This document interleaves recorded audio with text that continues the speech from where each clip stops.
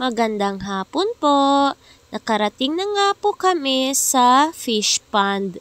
Dito po kami kukuha ng bunga ng nipa po. Natsyempohan naman na nandito ang may-ari at humiram na po kami ng bolo. Siyempre, nagpaalam po muna kami bago kami kukuha. Baka po kasi kami ay mapagalitan.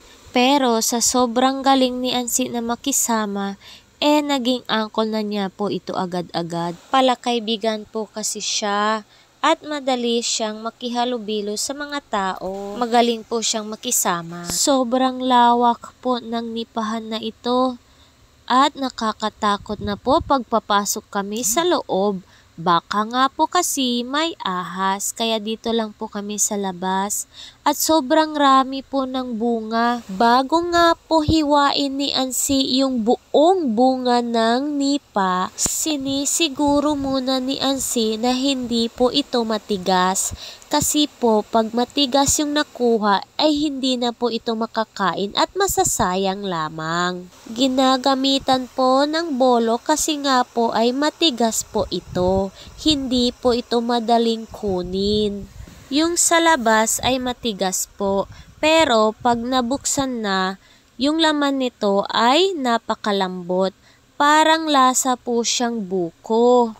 At pwede mo rin siyang ihambing sa rambutan. Maliit lang po yung bilog na nasa loob ng puno ng nipa. Pwede mo rin po itong lagyan ng gatas. Ayan, nakakuha na po kami. 2 po ito.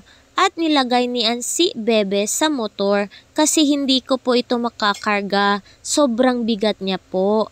Tinalian niya yung mga bunga para maiuwi namin sa bahay. Doon namin ito bubuksan kasi sa sobrang tigas niya ay kailangan niya ng maayos-ayos na bolo para mabuksan ito ng madali. Tumulong na nga po si Uncle sa pagtali ng bunga nito. Sobrang bigat niya po kasi at hindi ko po ito nakarga. Pauwi na po kami. Ganyan po yung itsura ng motor namin kapag maraming dala. Paalam!